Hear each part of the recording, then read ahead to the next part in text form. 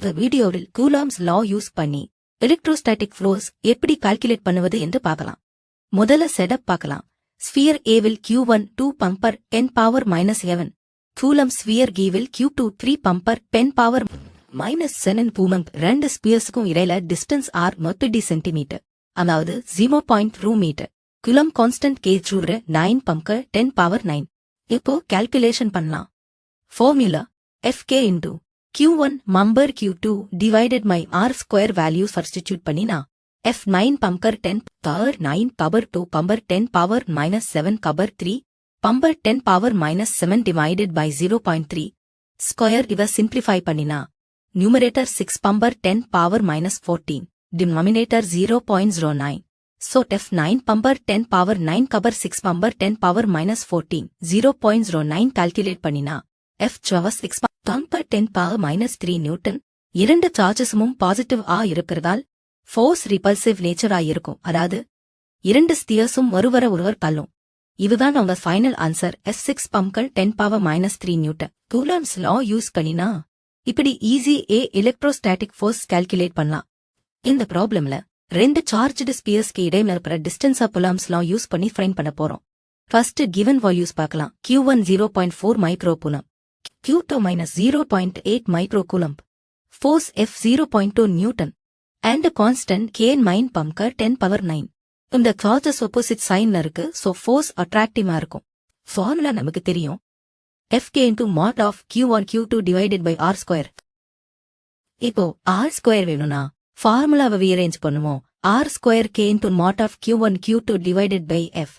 இப்போ value substitute பண்ணுவோம். Simplify பண்ணினா R square 2.88 அப்புறம் 10 power -3 divided by 0.2. So, R square 0.44. இப்போ square root எடுப்பா R root of 0.44 0.10 meter. So, for final answer, ரெண்டு சார்ஜஸ்க்கு இடையில இருக்கிற டிஸ்டன்ஸ் 0.2 மீட்டர், அதாவது 12 சென்டிமீட்டர். இதுதான் நம்ம ஃபைனல் ஆன்சர். எலக்ட்ரோஸ்டாட்டிக் ஃபோர்ஸ் மற்றும் கிராவிடேஷனல் ஃபோர்ஸ்க்கு இடையில இருக்கிற ரேஷியோவை பார்க்க போறோம். அது என்னவா? KE square divided by GNEMP.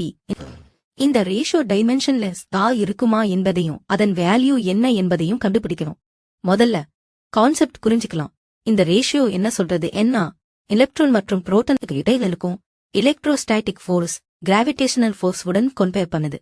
இப்போ ஆக்சுவல் வேல்யூ கால்குலேட் பண்ணா K9 பம்பர் 10 power 9, E 1.6 பம்பர் 10 power -19, G 6.67 பம்பர் 10 power -11, NE 9.1 பம்பர் 10 power -31, NP 1.67 பம்பர் 10 power -27.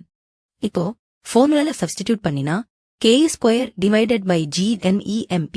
சிம்பிளிஃபை பண்ணினா W கியூமரட் 2.3 பம்பர் 10 power 39. இதன் அர்த்தம் என்னன்னா எலக்ட்ரோஸ்டாட்டிக் ஃபோர்ஸ் கிராவிடேஷனல் ஃபோர்ஸை விட சுமார் 10 power 39 மடங்கு அதிகம் ஸ்ட்ராங்கா இருக்கும். அதனால் அட்டாமிக் லெவல்ல எலக்ட்ரோஸ்டாட்டிக் ஃபோர்ஸ் தான் டாமினன்ட். இதுதான் இந்த problem and final understanding. Question number 1.4a. Explain the meaning of the statement electric charge of a body is quantized. The answer is, the electric charge of a body is quantized. This means that only a whole number 1 n of electrons can be transferred from one body to another. Fractional transfer of charge is not possible. Therefore, a body can have a total charge only in integral multiples of the elementary charge. Question number 4b. Write and worry more quantization of electric charge when dealing with macroscopic i, large-scale charges. The answer is, when compared to an electron's charge, the 1.6 crocon 19c charges at the macroscopic level are huge. There are about 130 electronic charges in just one UC of charge. Therefore, the quantization of electric charge is irrelevant at this large scale, since charge can take a continuous value rather than a discrete integral multiple of E. Question number 5. When a glass rod is rubbed with a silk cloth, charges appear on both. A similar phenomenon is observed with many other pairs of bodies. Explain how this observation is consistent with the law of conservation of charge. The answer is, the phenomenon of charging by friction is in complete harmony with the law of conservation of charge. When two neutral objects are rubbed in such a phenomenon, both objects get charged. Before friction, both objects are neutral, that is, their total charge is 0. In all such observations, it has always been found that as much positive charge comes on one object, the same negative charge comes on the other object. Thus, even after charging by friction, the net charge of both objects remains 0. இந்த ப்ராப்ளம்ல ஒரு square and 4 கார்னர்ஸ்ல charges இருக்குது. அந்த square and சென்டர்ல ஒரு charge வச்சிருக்கோம். அதுக்கு வரும் நெட் ஃபோர்ஸ் என்னன்னு கண்டுபிடிக்கணும். கிவன் டேட்டா பார்க்கலாம். QA plus 2 microcoulomb, QB minus 5 microcoulomb, QC plus 2 microcoulomb, QD minus 5 microcoulomb, square 5 10 cm, center ஓவில் ஒரு சார்ஜ் Q0 plus 1 microcoulomb. இப்போ கான்செப்ட் புரிஞ்சுக்கணும். சென்டர் இருந்து எல்லா கார்னர்ஸ்க்கும் டிஸ்டன்ஸ் சேம் தான் இருக்கும். அதனால் ஒவ்வொரு சார்ஜை எக்ஸர்ட் பண்ணும் ஃபோர்ஸ் மேக்னிடியூட் சேம் பைப்பா இருக்கும். முதல்ல R மற்றும் C பேர் பார்க்கலாம். இரண்டும் plus 2 microcoulomb. அதனால் சென்டர் சார்ஜ்க்கு ரிபல்சிவ் ஃபார்ஸ் வரும். ஆனா டைரக்ஷன் ஆப்போசிட்டா இருக்கும். சோ இங்க இரண்டு ஃபோர்ஸஸ் கேன்சல் ஆகிடும். அடுத்தது B மற்றும் D பேர் இரண்டும் -5 microcoulomb. அதனால் சென்டர் சார்ஜ்க்கு அட்ராக்டிவ் ஃபார்ஸ் வரும். இங்கவும் டைரக்ஷன் ஆப்போசிட்டா இருக்கும். சோ இந்த ரெண்டு ஃபோர்ஸஸும் கேன்சல் ஆகிடும். அதனால் எல்லா ஃபோர்ஸும் கேர்வைஸ் கேன்சல் ஆகுது. So finally net force on centre charge 0 newton. இது ஒரு இம்பார்ட்டன்ட் கான்செப்ட். டயகனல் ஆப்போசிட் கார்னர்ஸ்ல சேம் மேக்னிடியூட் சார்ஜஸ் இருந்தா சென்டர்ல ஃபோர்ஸ் எப்போதும் கேன்சல் ஆகும். இதுதான் இந்த problem and final answer. An electrostatic field line is a continuous curve. That is, a field line cannot have sudden breaks. Why not? The answer is an electrostatic field line is a continuous curve because a charge experiences a continuous force when traced in an electrostatic field. The field line cannot have sudden breaks because the charge moves continuously and does not jump from one point to the other. D. Explain why two field lines never cross each other at any point. The answer is if two field lines cross each other at a point, their electric field intensity will show two directions at that point. This is not possible. Hence, two field lines never cross each other.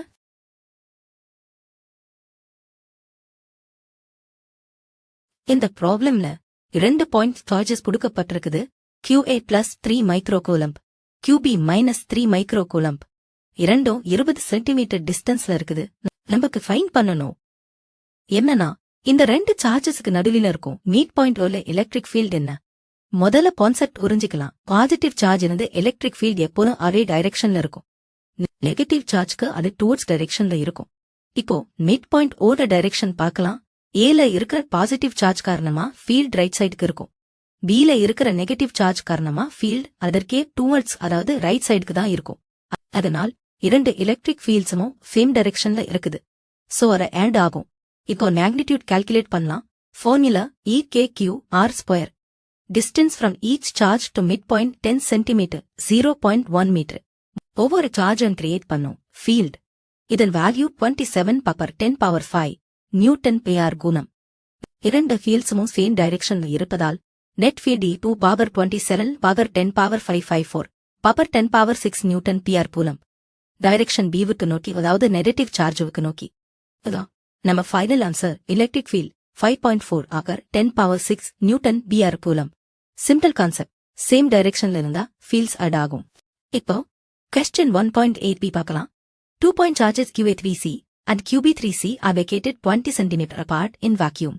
If a negative test charge of magnitude 1.5 about 10⁹C is placed at this point, what is the force experienced by the test charge? ஒரு negative test charge 1.5×10⁻⁹ Coulomb mid point ஓல வச்சிருக்காங்க. அதுக்கு வரும் force என்னன்னு கண்டுபிடிக்கணும். Part ஏல நாம already கண்டுபிடிச்சோம். மிட் பாயிண்ட் ஓல electric field 5.4×10⁶ newton per coulomb direction Bவுக்கு நோக்கி. இதுக்கு ஃபார்முலா யூஸ் பண்ணா FQ×E. இந்த டெஸ்ட் சார்ஜ் Q0 -1.5 பம்கர் 10⁻⁻9 கூலம் வேல்யூ சப்ஸ்டிடியூட் பண்ணினா S -1.5 பம்பர் 10⁻⁻9 பம்பர் 5.4 பம்பர் 10⁻6 கால்குலேட் பண்ணினா F -8.1 பம்பர் 10⁻3 நியூட்டன். நெகட்டிவ் சைன் என்ன சொல்றது? NA ஃபோர்ஸ் டைரக்ஷன் எலக்ட்ரிக் ஃபீல்டுக்கு ஆப்போசிட்டா இருக்கும். எலக்ட்ரிக் ஃபீல்ட் Bவுக்கு போக, ஆனா ஃபோர்ஸ் Aவுக்கு திரும்பும். அதனால் final answer force magnitude 8.1×10⁻⁻B newton direction Aவுக்கு நோக்கி. Important concept. நெகட்டிவ் சார்ஜ் இருந்தா ஃபோர்ஸ் எப்போதும் எலக்ட்ரிக் ஃபீல்டுக்கு ஆப்போசிட் டைரக்ஷன்ல இருக்கும். Question number 1.9. A system has two charges QA 2.5 × 7C and QB 2.5 × 7C located at points A 0, 15 cm and B 0, plus 15 cm respectively. Work on the total charge and electric dipole moment of the system. இந்த ப்ராப்ளம்ல ரெண்டு charges கொடுக்கப்பட்டிருக்குது. QA plus 2.5 power 10 power minus 7 Coulomb. QB minus 2.5 power 10 power minus 7 Coulomb. இம்ம Z-axis opposite sidesல இருக்குது. A point minus 15 cm. B point plus 15 cm. இரண்டும் centre ஓக்கு equal டிஸ்டன்ஸ்ல இருக்குது. முதல்ல போட்டல் charge பார்க்கலாம். Formula Q net QA plus QB. Substitute பண்ணினா Q net 2.5 power 10 power minus 7. இரண்டு charges equal and opposite. அதனால் Q net 0. இப்போ டிஸ்டன்ஸ் பிட்வீன் சார்ஜஸ் பார்க்கலாம். D 15 cm plus 15 cm T cm. அதாவது 0.3 மீட்டர். இப்போ டைபோல் மொமெண்ட் கால்குலேட் பண்ணலாம். Formula TQ power D. T 2.55 power 10 power minus 7 power 0.3. T 7.555 power 10 power minus 8 க்குன metre. Direction முக்கியம். Dipole moment எப்போதும் negative சார்ஜ்ல இருந்து positive சார்ஜ்க்கு இருக்கும். மவமால் direction D ல இருந்து A க்கு, அதாவது BA direction. Final answer total charge 0. Dipole moment 7.5 கம்பர் 10 power minus 8 Coulomb metre. Direction BA. Important concept. Equal and opposite charges இருந்தா சிஸ்டம் நியூட்ரல், ஆனா டைபோல் மொமெண்ட் இருக்கும். Question number 10. An electric dipole with dipole moment 4,10, 9C10 is aligned at 30 degree with the direction of a uniform electric field of magnitude 5,14 and C1. Calculate the magnitude of the torque acting on the dipole. இந்த ப்ராப்ளம்ல ஒரு electric dipole கொடுக்கப்பட்டிருது. Dipole moment P4 பங்கர் 10 power minus 9 Coulomb metre. இந்த dipole ஒரு uniform electric ஃபீல்டில் வச்சிருக்காங்க. E5 பங்கர் 10 power 4 நியூட்டன் PR Coulomb நிகழும். டைபோல் மற்றும் எலக்ட்ரிக் ஃபீல்ட் இடையில டாங்கிள் ஃபீ மட்டி டிகிரி. நமக்கு லைன் பண்ணணும். என்னன்னா டைபோல்க்கு வரும் டார்க்கே என்ன? ஃபார்முலா தெரியும். டார்க் TT பக்கரி பம்பர் சென்சர். இப்போ வேல்யூ சப்ஸ்டிடியூட் பண்ணா T4 பம்பர் 10 power minus 9 பக்கர் 5 பம்பர் 10 power 4 power sin 30 degree. sin 30 degree value 1/2. அவமால் T4 பம்பர் 10 power minus 9 பம்பர் 5 பம்பர் 10 power 4 பவர் 1/2. இதை கால்குலேட் பண்ணினா T20 பம்பர் 10 power minus 5 கப்பர் 1/2 ஃபைனல் ஆப T10 power minus 4 newton metre. இதன் அர்த்தம் என்னன்னா டைபோல் ஒரு கோரிக்கை வரும். அது எலக்ட்ரிக் ஃபீல்ட் டைரக்ஷனுக்கு அலைன் ஆக ட்ரை பண்ணும். இதுதான் அந்த final answer. Torque 10 power minus 4 newton metre. Question number 11. A polyethylene piece rubbed with wool is found to have a negative charge of 3/10 C. Estimate the number of electrons transferred from which to which. B. Is there a transfer of mass from wool to polyethylene? இந்த ப்ராப்ளம்ல ஒரு polythene பீஸை woolடன் ரப் பண்ணினா அது negative charge பெறுது. அதாவது charge 3 பம்பர் 10 power minus 7 Coulomb. பாட்டே பார்க்கலாம். எத்தனை எலக்ட்ரான்ஸ் டிரான்ஸ்ஃபர் ஆகுது, அது எந்த டைரக்ஷன்ல நடக்குது. பாலித்தீன் நெகட்டிவ் சார்ஜ் வாங்கிருச்சுன்னா அதுக்கு எலக்ட்ரான்ஸ் கெயின் ஆயிருக்கும். அதாவது எலக்ட்ரான்ஸ் வூல் இருந்து பாலித்தீனுக்கு போயிருக்கும்.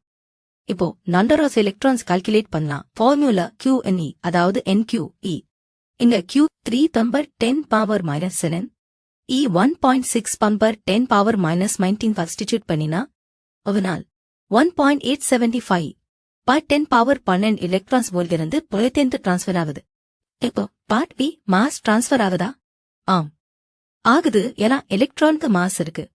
ஒரு எலக்ட்ரான் மாஸ் 9.1 அங்க 10 power minus 41 kilo. Total mass transfer LN கவர் N EN 1.875 பவர் 10 power 12 அங்க 9.1 power 10 power minus 31 metres VN 0.1 1 power minus 12 kilo. இது ரொம்ப சின்ன வேல்யூ. அதனால் இது நெகிலிஜிபிள் மாஸ் டிரான்ஸ்ஃபர்.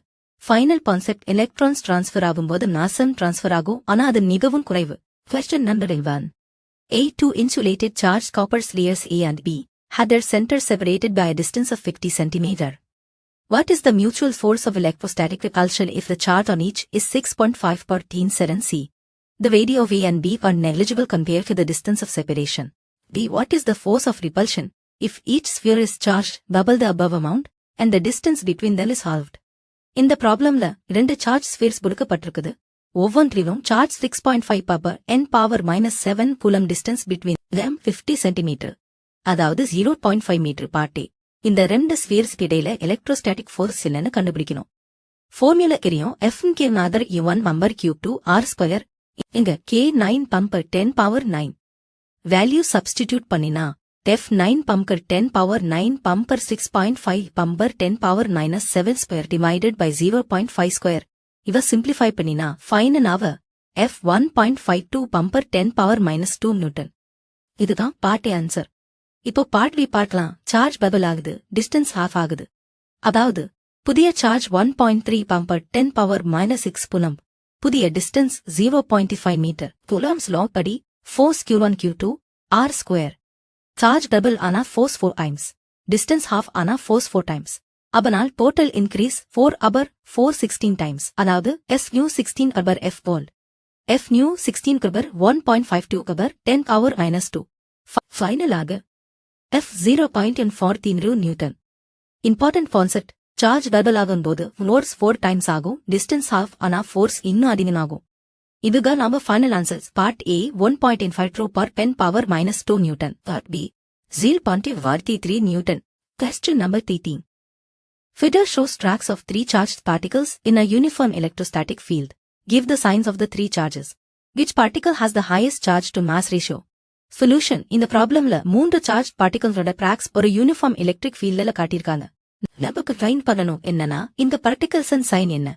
மேலும் எதுக்கு highest charge to mass ratio இருக்குது? முதல்ல அப்சர்வேஷன் பார்க்கலாம். பார்ட்டிகல் 1 மற்றும் பார்ட்டிகல் 2 மேலே, அதாவது பாசிட்டிவ் பிளேட்வுக்கு நோக்கி டிஃப்ளெக்ட் ஆகுது. பார்ட்டிகல் 3 மட்டும் கீழே நெகட்டிவ் பிளேட்வுக்கு நோக்கி டிஃப்ளெக்ட் ஆகுது. இப்போ கான்செப்ட் யூஸ் பண்ணலாம். ஆப்போசிட் சார்ஜஸ் அட்ராக்ட் ஆகும், சேம் சார்ஜஸ் ரிப்பல் ஆகும். பாசிட்டிவ் பிளேட்க்கு நோக்கி போகும் பார்ட்டிகல் நெகட்டிவ் சார்ஜ் ஆக இருக்கும். அதனால் பார்ட்டிகல் 1 மற்றும் பார்ட்டிகல் 2 நெகட்டிவ் சார்ஜஸ். நெகட்டிவ் பிளேட்க்கு நோக்கி போகும் பார்ட்டிகல் பாசிட்டிவ் சார்ஜ் ஆக இருக்கும். அதனால் பார்ட்டிகல் 3 பாசிட்டிவ் சார்ஜ். இப்போ செகண்ட் பார்ட், எந்த பார்ட்டிகலுக்கு சார்ஜ்க்கு மாஸ் ரேஷியோ அதிகம்?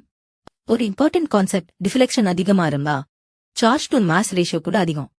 இங்க பார்த்தா பார்ட்டிகல் 3க்கு தான் மேக்ஸிமம் டிஃப்ளெக்ஷன் இருக்கு. அதனால் பார்ட்டிகல் 3க்கு தான் highest charge to mass ratio. Final answer particle 1 negative particle, 2 negative particle, 3 positive highest charge to mass ratio particle 3 simple concept. Deflection direction sign ஐ காட்டும். Deflection amount Q by M ஐ காட்டும். Question number 13. Consider a uniform electric field. E3 by X summary ENC. What is the flux of this field through a square of 10 cm on a side whose plane is parallel to the YZ plane? D. What is the flux through the same square if the normal to its plane makes a 60° angle with the x-axis? In the problem ஒரு uniform electric field கொடுக்கப்பட்டிருக்குது. E3 power 10 power 3 by n per c. ஒரு square surface இருக்கு. அவரோட side 10 centimetre, அதாவது 0.1 metre. நமக்கு find பண்ணணும் என்னன்னா electric flux என்ன?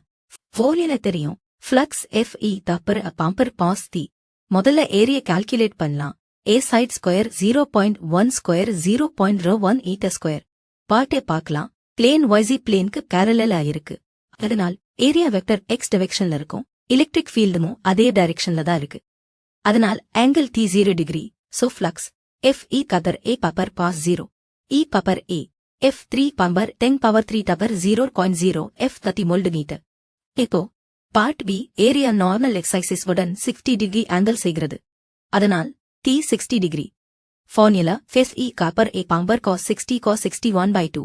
F3 பம்பர் 10 power 3 பம்பர் 0.01 கம்பர் 1/2. F 15 volt meter. Important concept, angle 0° இருந்தா flux maximum, angle increase ஆனா flux குறையும்.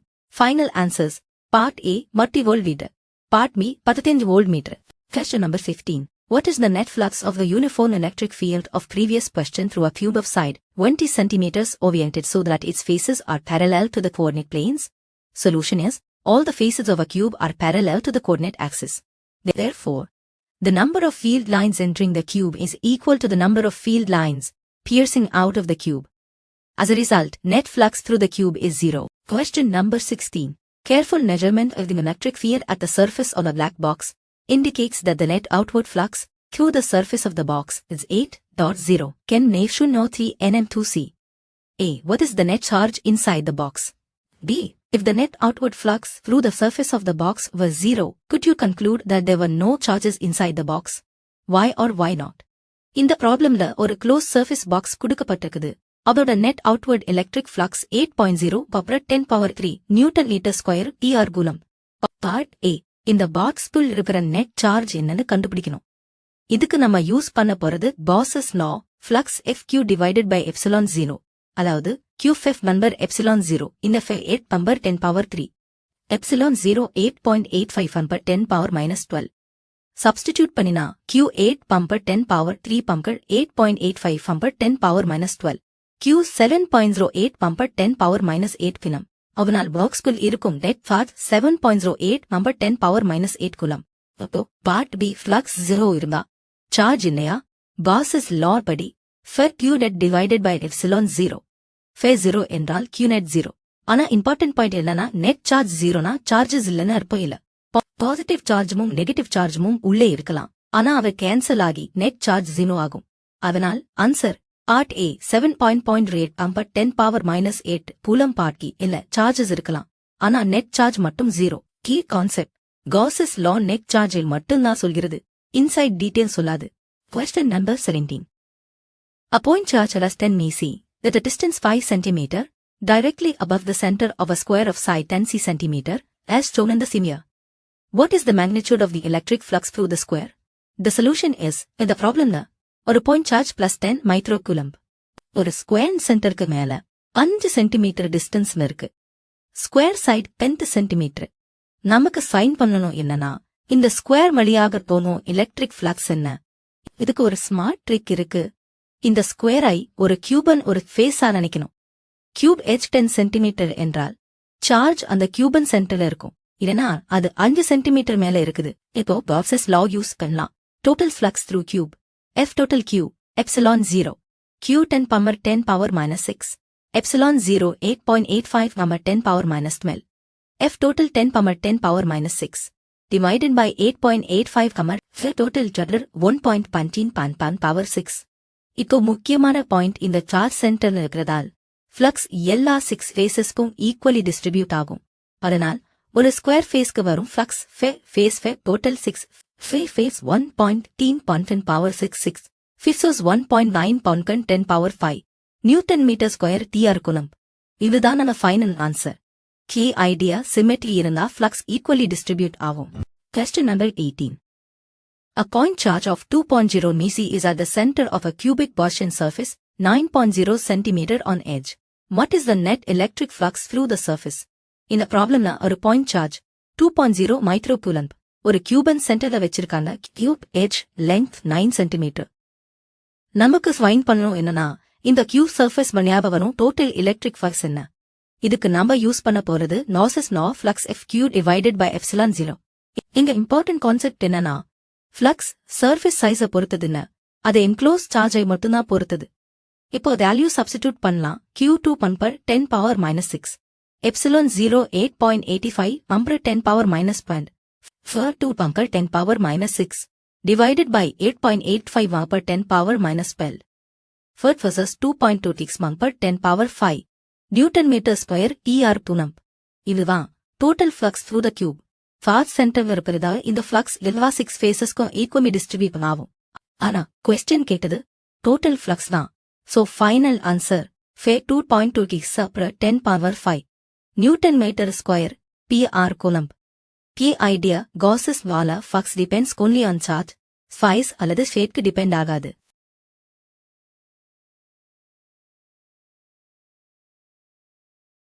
இந்த ப்ராப்ளம்ல ஒரு பாயிண்ட் சார்ஜ் ஒரு ஸ்பெரிக்கல் Gaussian சர்ஃபேஸ்க்கு உள்ளே இருக்கு அதனால் எலக்ட்ரிக் ஃப்ளக்ஸ் கொடுக்கப்பட்டிருக்குது F-1.0 பிரைன் power 3 newton metre square ER coulomb பார்ட்டே ரேடியஸ் டபுள் ஆனா ஃப்ளக்ஸ் ஆகும் இந்த ஒரு very important concept Gauss's law படி flux depends only on enclosed charge radius அல்லது சைஸ்க்கு டிபெண்ட் ஆகாது அதனால் ரேடியஸ் டபுள் ஆனாலும் ஃப்ளக்ஸ் சேம் தான் இருக்கும் -1.0 10 power 3 newton metre square PR coulomb இப்போ பார்ட் B இந்த பாயிண்ட் சார்ஜ் வேல்யூ என்ன formula F Q divided by epsilon 0 அதாவது QF டிராக்வர் epsilon 0 8.85 power 10 power minus 12 Q minus 1.0 கம்பர் 10 பவர் 3 பவர் 8.85 கம்பர் 10 power minus 12 Q minus 8.85 power 10 power minus 9 coulomb negative 5 எதை சொல்றது நீ சார்ஜ் நெகட்டிவா இருக்கு final answers part A flux change ஆகாது பார்ட் B சார்ஜ் -8.85 V பர் 10 power -9 Coulomb key idea closed சர்ஃபேஸ்க்கு ஃப்ளக்ஸ் சார்ஜை மட்டும்தான் டிபெண்ட் ஆகும் Question number 20. A conducting sphere of radius 20 cm has an unknown charge. If the electric field 20 cm from the center of the sphere is 1.58 MHz NC at points radially inward, what is the net charge on the sphere? இந்த ப்ராப்ளம்ல ஒரு conducting sphere கொடுக்கப்பட்டிருக்குது. Radius 10 centimetre, அதோட charge தெரியவில்லை. ஸ்பியரின் சென்டரிலிருந்து 20 centimetre டிஸ்டன்ஸ்ல electric field கொடுக்கப்பட்டிருக்குது. 1.5 வக்கர் 10³ நியூட்டன் கூலண்ட்லயும் ஃபீல்ட் இன்வர்ட் டிரெக்ஷன்ல இருக்கு. நமக்கு ஃபைன் பண்ணணும் என்னன்னா இந்த ஸ்பியர்ல இருக்கும் நெட் சார்ஜ் என்ன. இம்பார்ட்டன்ட் கான்செப்ட், கண்டக்டிங் ஸ்பியருக்கு வெளியே எலக்ட்ரிக் ஃபீல்ட் பாயிண்ட் சார்ஜ் மாதிரி பிஹேவ் ஆகும். Formula V1 divided by 4p epsilon 0 power q divided by d square. இதிலிருந்து q கண்டுபிடிக்க QE covered d square divided by k. இந்த k 9 பம்பர் 10⁻9 value substitute பண்ணலாம். E 1.5 கம்பர் 10⁻3 d 0.2. மீட்டர் q 1.5 கம்பர் 10⁻3 கம்பர் 0.2. Square divided by 9 பம்பர் 10⁻9 q 1.5 கம்பர் 10⁻3 கம்பர் 0.4. 9 பம்பர் 10⁻9 6.67. கம்பர் 10⁻−9 கூலம்பானா ஒரு முக்கியமான பாயிண்ட் எலக்ட்ரிக் ஃபீல்ட் இன்வர்ட் டைரக்ஷன்ல இருக்கு. அதனால் சார்ஜ் நெகட்டிவ் ஆகும். ஃபைனல் ஆன்சர் Q-6.67 அம்பர் 10⁻−90 கூலம். கீ கான்செப்ட், ஃபீல்ட் இன்வர்ட்னா சார்ஜ் நெகட்டிவ், ஃபீல்ட் அவுட்வர்ட்னா charge positive. Question 1.21. A uniformly charged conducting sphere of 2.4 meter diameter has a surface charge density of 80.0 mC and 2. A. Find the charge on the sphere. B. What is the total electric flux leaving the surface of the sphere?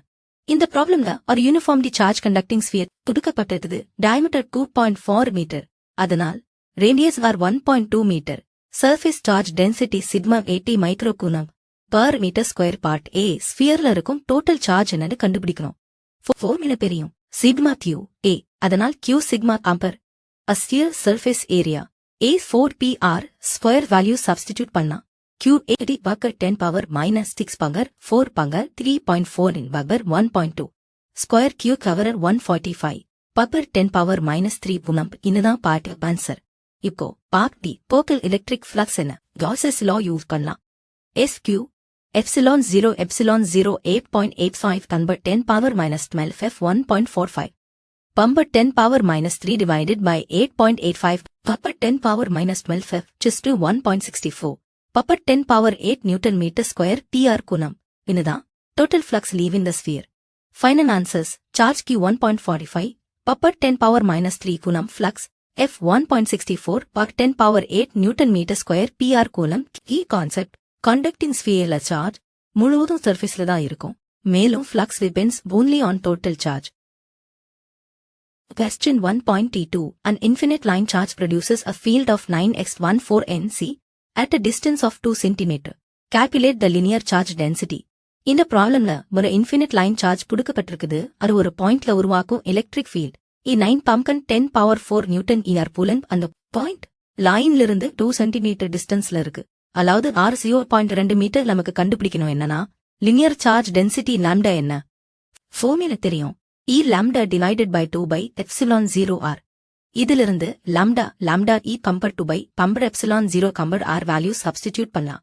E9 compared 10⁴ epsilon 0 8.85 compared 10⁻- compared r 0.2 lambda 9 compared 10⁴ பக்கர் 2 பக்கர் 3.4 பக்கர் 8.85 பார் 10⁻- பக்கர் 0.2. இதை calculate பண்ணினா lambda 1 Bakr 10⁻−7 புலம் பண்ணிட்டு, அதாவது lambda 0.1 micro coulomb per metre. இதுதான் ஃபைனல் ஆன்சர்.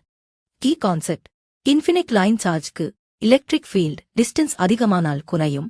மேலும் lambda directly proportional to E. Question 1. Quote. Two large, two metal plates are parallel and close to each other. On their inner faces, the plates have surface charge densities of opposite signs and of magnitude 17.0 and cosine 2c and 2. What is E? A. In the outer region of the first plate, D. In the outer region of the second plate, and C. Between the plates. இந்த ப்ராப்ளம்ல ரெண்டு பெரிய parallel metal plates கொடுக்கப்பட்டிருக்குது. அவங்க inner ஃபேஸஸ்ல opposite charges இருக்கு. அதாவது ஒரு plate plus இன்னொரு plate நெசர் surface charge density 17 ஆக்கர் 10⁻−20 c per meter square. நமக்கு ஃபைன் பண்ணணும் என்னன்னா எலக்ட்ரிக் ஃபீல்ட் 3 இடங்களில் ரீஜன் 1 ஃபர்ஸ்ட் பிளேட் வெளியே, ரீஜன் 2 2 பிளேட்ஸ் நடுவில், ரீஜன் 3 செகண்ட் பிளேட் வெளியே. இம்பார்ட்டன்ட் கான்செப்ட், ஒரு இன்ஃபினிட் ஷீட் உருவாக்கும் field E sigma divided by 2 epsilon 0 மேலும் டைரக்ஷன் பாசிட்டிவ் ஷீட் விருந்து ஃபீல்ட் வெளியே வரும், நெகட்டிவ் ஷீட்க்கு உள்ளே போகும். முதல்ல ரீஜன் 1 பார்க்கலாம். இங்கே பிளஸ் பிளேட் ஒரு டைரக்ஷன்ல ஃபீல்ட் தரும், பிளேட் ஆப்போசிட் டைரக்ஷன்ல ஃபீல்ட் தரும். அதனால் இரண்டும் கேன்சல் ஆகும். E1 0 அடுத்த ரீஜன் 3 இந்தவும் சேம் மாதிரி ஃபீல்ட்ஸ் ஆப்போசிட் டைரக்ஷன்ல இருக்கும். அதனால் E3 0 இக்கு முக்கியமான ரீஜன் 2, அதாவது இரண்டு பிளேட்ஸ் நடுவில் இந்த பிளஸ் பிளேட்ல இருந்து வரும் ஃபீல்ட் லெஃப்ட் பிளேட்க்கு நோக்கி இருக்கும். பிளேட்லும் ஃபீல்ட் அதே டைரக்ஷன்ல தான் இருக்கும். அதனால் ஃபீல்ட்ஸ் ஆட் ஆகும். Total field E sigma divided by epsilon 0 value substitute பண்ணினா E17 பம்பர் 10 power minus magnitude divided by 8.185 care 10 power minus 12 equal 8.92 care 10 power minus 10 n per C. Final answers. Region 1 E0, Region 2 E1.92 care 10 power minus 10 n per C. Region 3 is 0 key concept. Outside place fields cancel, between plates fields add.